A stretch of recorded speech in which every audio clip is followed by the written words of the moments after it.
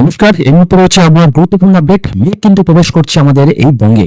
আমরা দেখতে পাচ্ছি, দেখুন এই মেঘ কিন্তু আমাদের অনেকটা, দেখুন এই যে দক্ষিণ পশ্চিম দিক থেকে কিন্তু মেঘ আমাদের উত্তর পূর্ব দিক বরাবর কিন্তু মেঘ প্রবেশ করবে। আজ কিন্তু আমাদের একই জায়গার আকাশ থাকতে পারে মেঘলা আকাশ।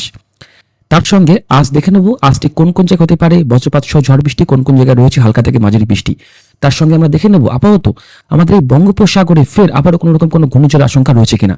তো অবশ্যই বিস্তারিত জানতে হলে স্কিপ না করে আপডেটটি শেষ পর্যন্ত দেখবেন।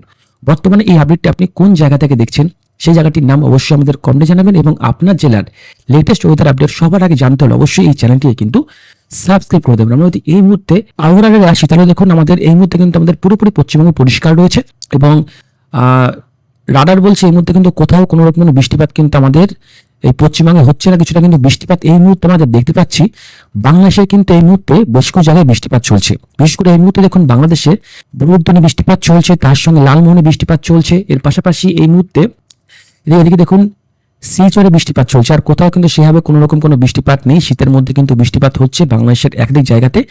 তো আসুন দেখে নেব আপাতত আগামী কয়েকটা দিন আবহাওয়া কেমন থাকবে, কোন কোন জায়গায় হতে পারে ফের আবারও মেঘলা আকাশ। আমরা চলে আসবো মেঘমাল অপশানে।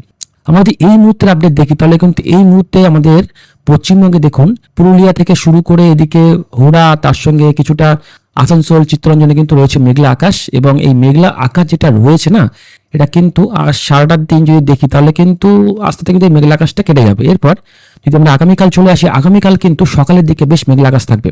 আগামীকাল সকালবেলার দিকে মেঘলা আকাশ থাকতে পারে আমাদের পশ্চিমবঙ্গের বর্ধমান জেলা, তার সঙ্গে থাকতে পারে কিছুটা খড়গপুরের উত্তর দিকটা, কিছুটা থাকতে পারে কিন্তু আমাদের দক্ষিণ চব্বিশ পরগনা জেলাতে। এছাড়া কিছুটা মেঘলা আকাশ থাকতে পারে শিলিগুড়ির দিকে, এবং আসামের দিকেও মেঘলা আকাশ থাকতে পারে, এবং বাংলাদেশের সিলেটে এবং ফানবাগ, তারপরে এখানে জগন্নাথপুর, বেনিয়াচাঁদ, বিশম্বরপুরে কিন্তু বেশ মেঘাচ্ছন্ন একটা পরিবেশ থাকবে। এবং আগামীকাল যদি আমরা দেখি সারাটা দিন, তাহলে রাতের দিকে মেঘলা আকাশ থাকবে, কিন্তু বেলা বাড়লে আকাশ কিন্তু ওয়েদারটা অনেকটা পরিষ্কার হয়ে যাবে। এরপর আগামী 7 তারিখ যদি আমরা সকালের দিকে চলে আসি, 7 তারিখ যদি সারাটা দিন দেখি, তাহলে 7 তারিখ আমাদের কিন্তু দক্ষিণবঙ্গে খুব একটা মেঘলা আকাশ না থাকলেও উত্তরবঙ্গের দিকে কিন্তু মেঘলা আকাশ থাকবে। আগামী 7 তারিখ ঠিক সকাল 11টা থেকে 12টা বা 1টার মধ্যে কিন্তু দেখুন এখানে দার্জিলিং, কার্শিয়াং, মোলতাবাড়ি, শিলিগুড়ি, জলপাইগুড়ি, ধূপগিরি, আলিপুরদুয়ার, কোচবিহার, কিশনগঞ্জ, করণদিঘিতে থাকতে পারে মেঘলা আকাশ। তার সঙ্গে বাংলাদেশের পঞ্চগড়, ঠাকুরগাঁও মেঘলা আকাশ থাকতে পারে। এইদিকে বাংলাদেশে দেখুন সিলেটের দিকে থাকতে পারে মেঘলা আকাশ। এদিকে আসামের দিকেও মেঘলা আকাশ থাকতে পারে। আগামী কয়েকটা দিন কিন্তু মেঘলা আকাশ বেশ ভালোই থাকবে, এবং আগামী 8 তারিখ কিন্তু এই মেঘের পরিমাণটা যথেষ্ট বাড়বে। বিশেষ করে বাংলাদেশে দেখুন সিলেট থেকে শুরু করে বিশম্বরপুর, মদন, কিশোরগঞ্জ, লাখাই, মৌলিবাজারে বেশ ভালো পরিমাণে থাকতে পারে মেঘলা আকাশ। এদিকে আসামের গোয়ালপাড়া, গড়ের দিকে বজ্রগড়েও মেঘ থাকতে পারে। এদিকে শিলিগুড়ি, আলিপুরদুয়ার এখানে মেঘলা আকাশ থাকতে পারে। তার সঙ্গে এদিকে মেঘলা আকাশ থাকতে পারে মালদার দিকে, তার সঙ্গে রাজশাহীর দিকে, মিরপুরের দিকে, তার সঙ্গে মেঘলা আকাশ থাকতে পারে ঢাকা, খুলনা, বরিশাল, কলকাতা, হলদিয়া, এখানেও কিন্তু মেঘলা আকাশ রয়েছে। তাও আপাতত আগামী কয়েকটা দিন কিন্তু শীতের মধ্যে মেঘলা আকাশ কিন্তু থাকবেই, মেঘলা আকাশ কিন্তু থাকবেই। এবং শীতের মধ্যে মেঘলা আকাশ থাকলে কিন্তু অনেকটাই কিন্তু প্রবলেমের মধ্যে পড়তে হয়, কারণ সারাদিন একটা শীত শীত ভাব তো থাকেই, তারপর যদি মেঘলা আকাশ হয় তাহলে কিন্তু খুব সমস্যার মধ্যে পড়তে হয়। তো আসুন দেখে নিই এই মেঘলা আকাশের সঙ্গে সঙ্গে বৃষ্টিপাত কোথাও হবে কিনা, এটা কিন্তু খুবই ইম্পর্টেন্ট। আমরা চলে আসবো বৃষ্টি বজ্র মোড়ে। বৃষ্টি বজ্র মোড়ে আসলে দেখতে পাচ্ছি এই মুহূর্তে বেশ হাওয়ার দাপটটা কিন্তু খুব বেড়েছে।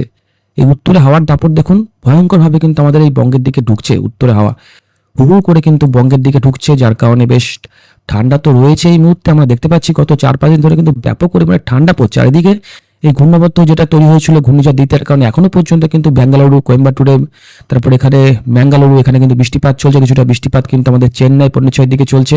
এবং এদিকে আমাদের বাংলাদেশের দিকে তাকালে বা আমাদের পশ্চিমবঙ্গের দিকে তাকালে আপাতত আজ কোথাও কিন্তু এক ফোঁটা বৃষ্টিপাত এই মুহূর্তে আমরা দেখতে পেলাম না। এরপর যদি আমরা আগামীকাল চলে আসি না, আগামীকালও খুব একটা বৃষ্টিপাত কিন্তু নেই। আপাতত আগামীকালও পরিষ্কার থাকছে। এরপর আগামী 7 তারিখ, 8 তারিখ, 9, 10, 11 না পরিষ্কার আছে আপাতত, কিন্তু আকাশ পরিষ্কার রয়েছে। মেঘলা আকাশ থাকবে মাঝে মধ্যেই কিন্তু আমরা মেঘলা আকাশ দেখতে পাবো, কিন্তু আকাশ যেটা পরিষ্কার রয়েছে সেটা কিন্তু বৃষ্টি নেই, শুধুমাত্র বৃষ্টি নেই, কিন্তু আর কোথাও সেরকম কোনো সমস্যা কিন্তু দেখতে পাচ্ছি না। মেঘাচ্ছন্ন পরিবেশ কিন্তু একদিনও নেই। 17 তারিখ, 18 তারিখ, 19 তারিখ পর্যন্ত আমরা লাস্ট আপডেট দেখতে পারলাম। মেঘাচ্ছন্ন পরিবেশ নেই। পশ্চিমী ঝঞ্ঝা মাঝে মধ্যেই তৈরি হচ্ছে, কিন্তু এর কোনো প্রভাব কি আমাদের বঙ্গের দিকে পড়বে কিনা সেটা এই মুহূর্তে বলা পুরোপুরি সম্ভব নয়। কারণ আপাতত আগামী 17 থেকে 18 তারিখের মধ্যে কিন্তু কোনো ঘূর্ণাবর্ত সিস্টেম আমাদের বঙ্গোপসাগরে তৈরি হবে নাকি আমরা দেখে নেব, কিন্তু পশ্চিমী ঝঞ্ঝা কিন্তু আমাদের কোনো রকম কোনো এফেক্ট করতে পারবে না।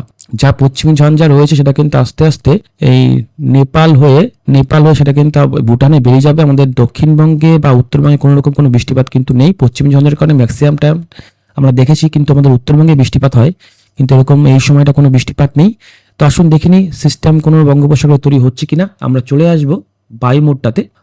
যদি আমরা এই মুহূর্তে আপডেট দেখি তাহলে এই মুহূর্তে বঙ্গোপসাগর পরিষ্কার, বৃষ্টিপাত চলছে এই মুহূর্তে কিন্তু আমাদের বঙ্গোপসাগরে বৃষ্টিপাত চলছে, বিশেষ করে দক্ষিণ পশ্চিম বঙ্গোপসাগরে কিন্তু এই মুহূর্তে বৃষ্টিপাত চলছে। এবং যদি আমরা দেখি কোনো রকম সিস্টেম তৈরি হবে কিনা আগামী 7 তারিখ, আগামী 8 তারিখ, এরপর আগামী 9, 10, 11, 12, 13 সিস্টেম না, একটা সিস্টেম তৈরি হচ্ছে। এটা তো তোমার যা দেখতে পাচ্ছি এটা তো তৈরি হচ্ছে ভারত মহাসাগরে, এটা ভারত মহাসাগরে তৈরি হচ্ছে এবং একটা সিস্টেম, কিন্তু আমাদের বঙ্গোপসাগরে কোনো সিস্টেম তৈরি হবে কি?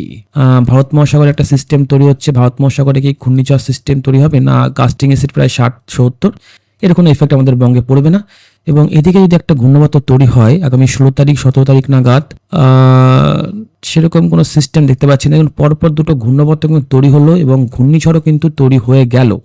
এই জায়গায় দেখতে পাচ্ছি আগামী 19 তারিখ আমাদের ভারত মহাসাগরে কিন্তু একটা ঘূর্ণিঝড়ের সিস্টেম তৈরি হতে পারে, যার গাস্টিং স্পিড প্রায় কিন্তু 120 কিলোমিটার সর্বোচ্চ আমরা দেখতে পেলাম।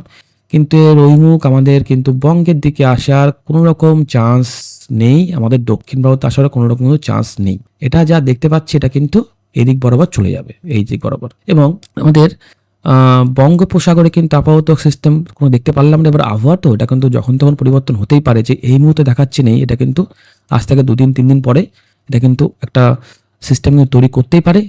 এই ব্যাপারে কিন্তু পুরোপুরি সিউরিটিভাবে বলা এই মুহূর্তে সম্ভব নয়। তো অবশ্যই এবারে চোখ রাখবেন আমাদের এই আপডেটে। এবং এই মুহূর্তে সবথেকে যেটা ইম্পর্টেন্ট, তাপমাত্রা আপডেটটা দেওয়া কিন্তু খুব দরকার, কারণ আমরা প্রত্যেকটা দিনই কিন্তু তাপমাত্রা আপডেট দিচ্ছি। আমরা যদি আজ আমাদের সর্বোচ্চ তাপমাত্রা দেখি তাহলে আজ কিন্তু আমাদের সর্বোচ্চ তাপমাত্রা কিন্তু অনেকটাই কমে গেল। দেখুন 26 ডিগ্রি। আমরা গত 2-3 দিন আগে আমরা কিন্তু দেখেছিলাম সর্বোচ্চ তাপমাত্রা ছিল কিন্তু 27 ডিগ্রি, 28 ডিগ্রি, 29 ডিগ্রি। এই মুহূর্তে আরো 3 ডিগ্রি কমে গেল। এবং শীতও আমরা তো বুঝতে পারছি না, শীতটা কিন্তু পড়ছে ভালোই। এবং এদিকে দেখুন পুরুলিয়ায় সর্বোচ্চ তাপমাত্রা থাকবে 24 ডিগ্রি, বাঁকুড়াতেও থাকবে 24, বর্ধমানেও থাকবে 24, খড়গপুর থাকবে একটু বেশি 1 ডিগ্রি বেশি থাকবে 25 থাকবে।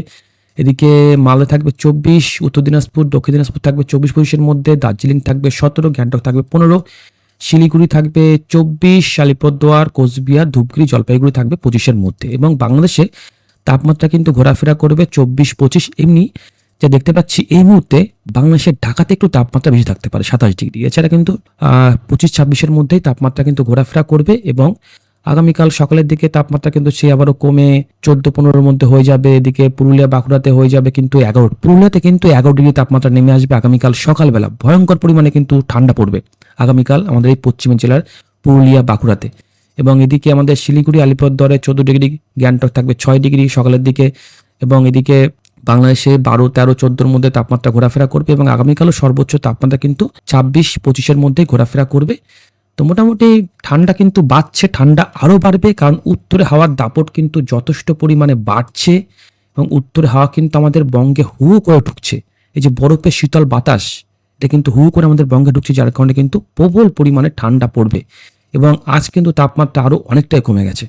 তো এই মুহূর্তে এই ছিল আবার আপডেট। যদি আপডেটটি আপনার কাজে লাগে তাহলে অবশ্যই ভিডিওতে একটা লাইক করে অবশ্যই তার সঙ্গে এই চ্যানেলটিকে কিন্তু সাবস্ক্রাইব করতে পারেন পরবর্তী আপডেট সবার আগে দেখার জন্য। ভালো থাকবেন, ধন্যবাদ।